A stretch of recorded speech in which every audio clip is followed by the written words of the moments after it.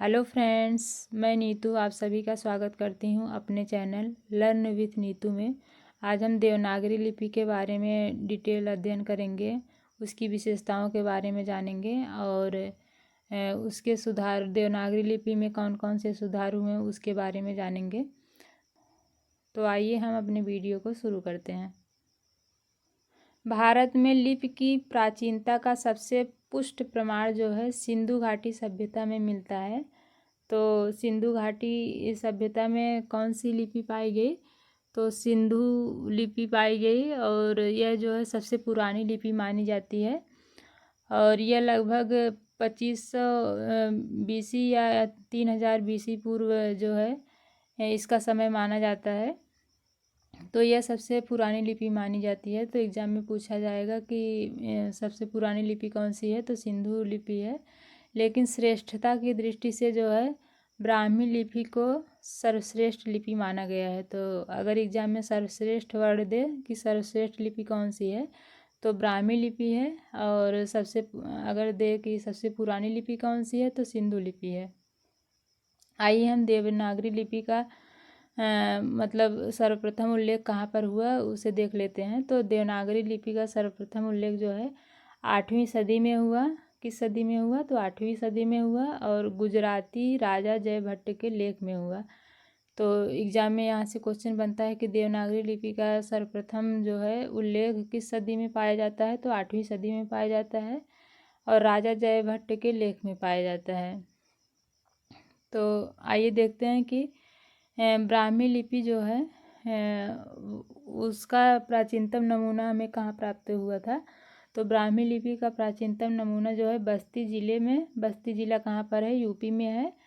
तो अब जो है ये सिद्धार्थ नगर में मेन रूप से पड़ता है। तो सिद्धार्थ नगर या बस्ती ज़िले के पिपरावा के स्तूप में प्राप्त हुआ है।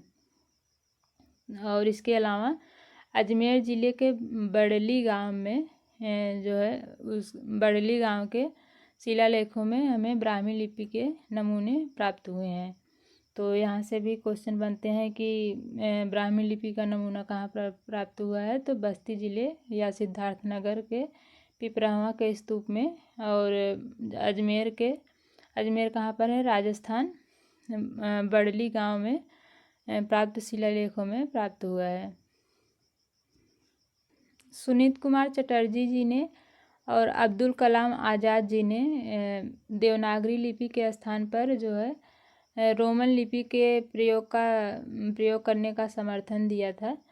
तो एग्जाम में पूछा जाता है कि सुनीत कुमार चटर्जी और अब्दुल कलाम आज़ाद जी ने किस लिपि का समर्थन किया था? तो हिंदी भाषा के लिए। तो उन्होंने देवनागरी के स्थान पर रोमन लिपि का समर्थन किया था। और देवनागरी लिपि में जो है सबसे पहले सुधार किसने किया? आरंभिक प्रयत्न किसने किया था? देवनागरी लिपि में सुधारों का आरंभिक प्रयत्न जो है महादेव गोविंद रनाडे जी ने किया था। ये भी क्वेश्चन एग्जाम में बनता है।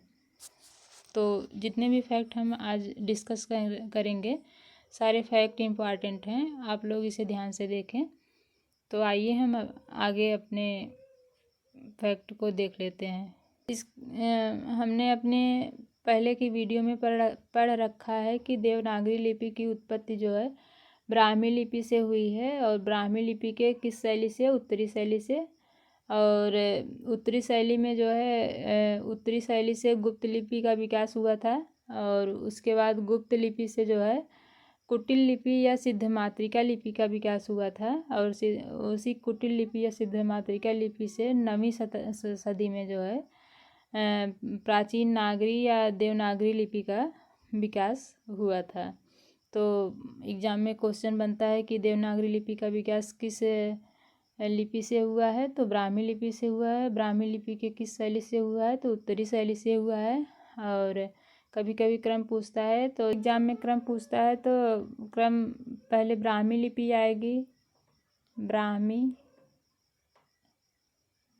लिपि आएगी। ब्राह्मी लिपि के बाद गुप्त लिपि आएगी।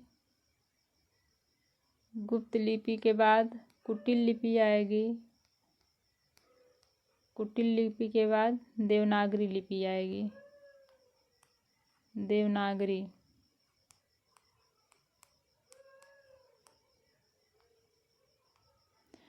तो ये क्रम एग्जाम में देता है, तो आप लोग इस क्रम को भी ध्यान रखें। तो देवनागरी लिपि का विकास किससे हुआ था, किस लिपि से? तो ब्राह्मी लिपि से हुआ था। ब्राह्मी लिपि दो शैलियों में बटी, उत्तरी शैली और दक्षिणी शैली। दक्षिणी शैली में तमिल, तेलुगु और कन्नड़ लिपियाँ आदि जो है दक्षिण भारतीय लिपियाँ आती हैं। और उत्तरी शैली में जो है, उत्तरी शैली से गुप्त लिपि का विकास हुआ। उसके बाद गुप्त लिपि से कुटिल लिपि का विकास हुआ, जिसे हम सिद्धमातृका लिपि के नाम से ही सिद्धमातृका लिपि के नाम से भी जानते हैं कुटिल लिपि को। और कुटिल लिपि या सिद्धमातृका लिपि से देवनागरी लिपि का विकास हुआ। तो देवनागरी लिपि का विकास किस सदी में हुआ, ये भी क्वेश्चन पूछता है। तो 9वीं सदी में हुआ। तो पहले इसे हम प्राचीन नागरी के नाम से भी जानते थे, देवनागरी लिपि को। आइए हम देवनागरी लिपि के विषय में विभिन्न मतों को जान लेते हैं कि देवनागरी लिपि के नाम के संबंध में अनेक विद्वानों ने क्या मत दिए हैं। तो देवनागरी लिपि के नाम के संबंध में अनेक विद्वानों ने अलग अलग मत दिए हैं। तो आइए हम जान लेते हैं कि किसने क्या मत दिया। तो प्रसिद्ध बौद्ध ग्रंथ ललित विस्तार के अनुसार जो है, नाग लिपि से ही नागरी नाम पड़ा था। तो ललित विस्तार बौद्ध ग्रंथ है, तो उसके अनुसार जो है नाग लिपि से ही नागरी नाम, देवनागरी का नाम पड़ा। और एक मत और प्रचलित है कि नगरों में प्रचलित होने के कारण जो है इसका नाम देवनागरी पड़ा। और अगला मत है कि पाटलिपुत्र को नगर और चंद्रगुप्त को देव कहने के कारण इसका नाम देवनागरी पड़ा। तो यह लिपि जो है मौर्य काल में विकसित हुई थी, तो इसीलिए पाटलिपुत्र को नगर कहा जाता था और चंद्रगुप्त को देव कहा जाता था। इसीलिए जो है इसका नाम जो है देवनागरी पड़ा। आइए हम अपने अगले मत को जान लेते हैं। तो अगला मत है CR श्याम शास्त्री के अनुसार। इन्होंने माना है कि देवताओं की प्रतिमाओं के बनने के पूर्व उनकी उपासना सांकेतिक चिन्ह द्वारा होती थी, जो कई प्रकार के त्रिकोणादि यंत्रों के मध्य में लिखे जाते थे। वे यंत्र देवनागर कहलाते थे और उनके मध्य लिखे जाने वाले अनेक प्रकार के सांकेतिक चिन्ह वर्ण माने जाने लगे। इसी से उनका नाम देवनागरी हुआ। तो यह मत जो है CR श्याम शास्त्री जी का है कि देवताओं की प्रतिमाओं के बनने के पूर्व उनकी उपासना सांकेतिक चिन्हों द्वारा होती थी, जो कई प्रकार के त्रिकोणादि यंत्रों के मध्य में लिखे जाते थे। वे यंत्र देवनागर कहलाते थे और उनके मध्य लिखे जाने वाले अनेक प्रकार के सांकेतिक चिन्ह वर्ण माने जाने लगे। इसी से उनका नाम जो है देवनागरी पड़ा। तो जो वो यंत्र थे वही जो है देवनागर कहलाते थे, तो इसी से इसका नाम जो है देवनागरी पड़ा। अगली मान्यता है कि गुजरात के नागर ब्राह्मणों के नाम पर जो है इसका नाम नागरी पड़ा। तो गुजरात के नागर ब्राह्मणों के नाम पर इसका नाम नागरी पड़ा।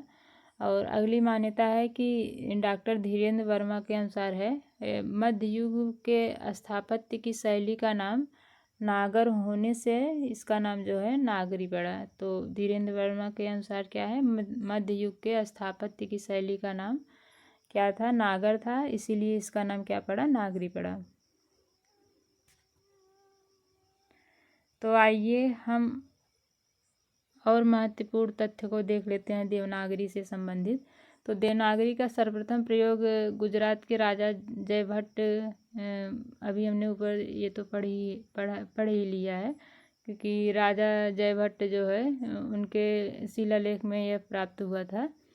तो किस सदी में, 7वीं से 8वीं सदी में।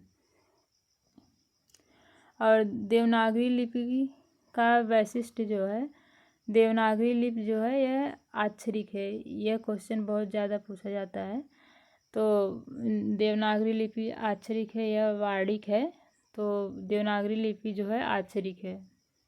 और देवनागरी लिपि में एक वर्ण के लिए एक ही ध्वनि है, तो इसमें जो है एक वर्ण के लिए एक ही ध्वनि का प्रयोग किया जाता है और प्रत्येक अक्षर जो है यह उच्चारित होता है। इसमें साइलेंट, अंग्रेजी में जैसे साइलेंट वर्ड होते हैं तो इसमें साइलेंट वर्ड नहीं होता है, इसमें प्रत्येक अक्षर जो है उसका उच्चारण होता है और एक वर्ण के लिए एक ही ध्वनि का प्रयोग होता है, अलग अलग ध्वनियों का प्रयोग नहीं होता है। देवनागरी जो है इसकी वर्णमाला जो है, इसकी वर्णमाला जो है वैज्ञानिक है। तो एग्जाम में पूछा जाता है देवनागरी लिपि जो है वैज्ञानिक है या कैसी लिपि है, तो यह एक वैज्ञानिक लिपि है। आइए हम देवनागरी लिपि से संबंधित महत्वपूर्ण सुधारों को देख लेते हैं। तो देवनागरी लिपि को अधिक सुलभ और मुद्रण योग्य बनाने के लिए जो है समय समय पर निम्न सुधार किए गए। तो आइए देख लेते हैं। बाल गंगाधर तिलक जी ने सर्वप्रथम 1904 ईस्वी में अपने पत्र केसरी के लिए 1926 टाइपों की छटाई करके 190 टाइपों का एक क्या बनाया, फॉन्ट बनाया, जिसे हम तिलक फॉन्ट के नाम से भी जानते हैं। यहीं से देवनागरी लिपि का सुधार आरंभ हुआ। तो बाल गंगाधर तिलक जी ने अपने पत्र जो है केसरी के लिए जो है देवनागरी लिपि में जो है सुधार का प्रयास किया, जिसे हम तिलक फॉन्ट के नाम से जानते हैं। तो एग्जाम में ये भी क्वेश्चन बनता है कि बाल गंगाधर तिलक का पत्र कौन सा है, तो केसरी है और इसी के लिए उन्होंने सर्वप्रथम जो है देवनागरी लिपि में सुधार का प्रयास किया था और जिसे हम तिलक फॉन्ट के नाम से भी जानते हैं। तो आइए हम अपने अगले सुधार के बारे में जान लेते हैं। हमारा अगला सुधार है सावरकर बंधु। सर्वप्रथम महाराष्ट्र के सावरकर बंधुओं ने अ की 12 खड़ी तैयार की तथा महात्मा गांधी ने के हरिजन सेवक में इसका प्रयोग किया। तो अगला सुधार जो है सावरकर बंधुओं के द्वारा हुआ और जो महाराष्ट्र के थे, तो पूछा जाता है एग्जाम में कि सावरकर बंधु कहाँ के थे, तो वो जो है महाराष्ट्र के थे। तो उन्होंने अ की 12 खड़ी जो है तैयार की और जिसे जो है महात्मा गांधी के हरिजन सेवक में इसका जो है प्रयोग किया गया। तो एग्जाम में पूछा जा सकता है कि मतलब अ की 12 खड़ी सर्वप्रथम जो है किसने तैयार की, तो सावरकर बंधुओं ने तैयार की और उसका प्रयोग कहाँ पर हुआ, तो हरिजन सेवक पत्र में हुआ। और हरिजन सेवक किसका पत्र है, तो वो जो है महात्मा गांधी का पत्र है। डॉक्टर श्याम सुंदर दास जो है सर्वप्रथम इन्होंने पंचमाक्षर कौन कौन से हैं, इया अंगड़ा नम, इसके स्थान पर उन्होंने अनुसार के प्रयोग का प्रस्ताव रखा। तो डॉक्टर श्याम सुंदर दास ने पंचमाक्षर के स्थान पर अनुसार का प्रयोग करने का प्रस्ताव रखा था। तो ये भी क्वेश्चन आप ध्यान में रखेंगे। डॉक्टर गोरख प्रसाद ने मात्राओं को व्यंजन के बाद दाहिने तरफ लिखने का प्रस्ताव दिया। तो गोरख प्रसाद ने क्या कहा कि मात्राओं को आप व्यंजन के बाद दाहिने तरफ लिखें। तो पहले वर्ण लिखें उसके बाद मात्रा लिखें, उनका यह मानना था। और श्रीनिवास दास इनका सुझाव था कि महाप्राण वर्णों के बदले अल्पप्राण वर्णों के नीचे कोई चिन्ह लगा दिया जाए। तो इनका मानना था कि महाप्राण वर्ण मत लिखिए, उसके जगह पर कोई अल्पप्राण दिया गया है तो उसके नीचे कोई चिन्ह लगा दीजिए, जिससे वर्णों की कुल संख्या में कमी हो, तो वर्णों की संख्या में अधिकता न हो। इसलिए श्रीनिवास दास जी ने महाप्राण के जगह अल्पप्राण के नीचे जो है चिन्ह लगाने का सुझाव दिया।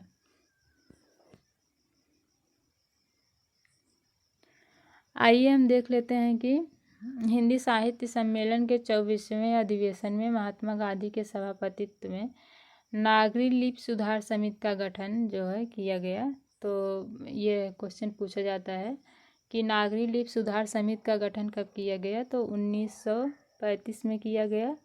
और कहाँ पर किया गया, इंदौर में, इंदौर अधिवेशन में। इंदौर कहाँ पर है, एमपी में है। और कौन सा अधिवेशन था, 24वां अधिवेशन था और उसके सभापति कौन थे? तो महात्मा गांधी जी थे।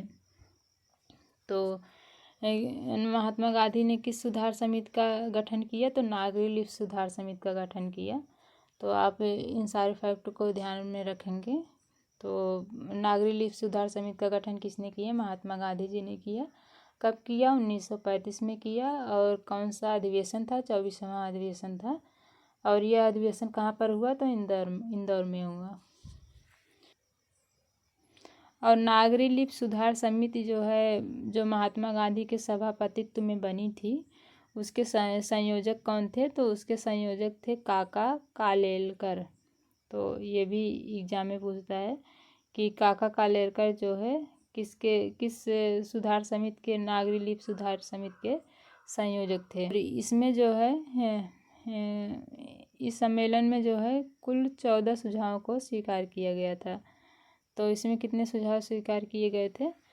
तो टोटल 14 सुझाव स्वीकार किए गए थे। तो यहाँ से एग्जाम में क्वेश्चन बार बार आते हैं कि नागरी लिपि सुधार समिति जो है, इसका गठन किसने किया? तो महात्मा गांधी जी ने किया। तो और इसके संयोजक कौन थे? तो काका कालेलकर जी थे।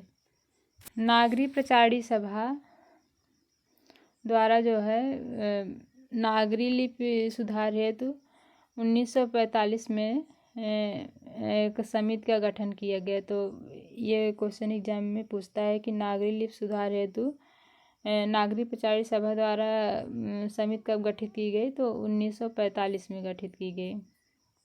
उत्तर प्रदेश सरकार के द्वारा जो है 31 जुलाई 1947 को उत्तर प्रदेश सरकार ने आचार्य नरेंद्र देव की अध्यक्षता में नागरी लिपि सुधार समिति का गठन किया। तो यूपी सरकार ने कब नागरी लिपि सुधार समिति का गठन किया? तो 31 जुलाई 1947 को किया था। और किसकी अध्यक्षता में? आचार्य नरेंद्र देव की अध्यक्षता में किया था। तो यहाँ से भी क्वेश्चन पूछा जाता है। और उत्तर प्रदेश सरकार द्वारा गठित की गई नागरी लिपि सुधार समिति में जो है कितनी बैठकें हुई? तो 9 बैठकें हुई थी। और यह जो है इसकी रिपोर्ट कब प्रस्तुत की गई? तो 25 मई 1949 को प्रस्तुत की गई थी। तो ये भी पूछ सकता है। नरेंद्र देव समिति की रिपोर्ट के बाद जो है उत्तर प्रदेश सरकार ने 28-29 नवंबर 1953 ईस्वी में लखनऊ में जो है लिपि सुधार परिषद का गठन किया। तो एग्जाम में पूछा जाता है लिपि सुधार परिषद का गठन कब हुआ? तो 1953 ईस्वी में हुआ। कहाँ पर हुआ? लखनऊ में हुआ। और यह जो है नरेंद्र देव समिति की रिपोर्ट के बाद इसका जो है गठन किया गया।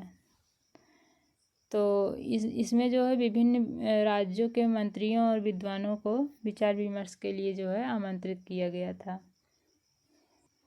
और लिपि सुधार परिषद की बैठक की अध्यक्षता जो है किसने की थी?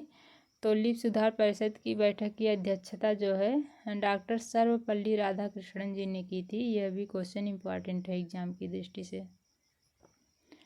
और डॉक्टर सुनीत कुमार चटर्जी जी ने इन्होंने कुछ परिवर्तनों के साथ देवनागरी लिपि के स्थान पर रोमन लिपि को स्वीकार कर लेने का जो है सुझाव दिया था।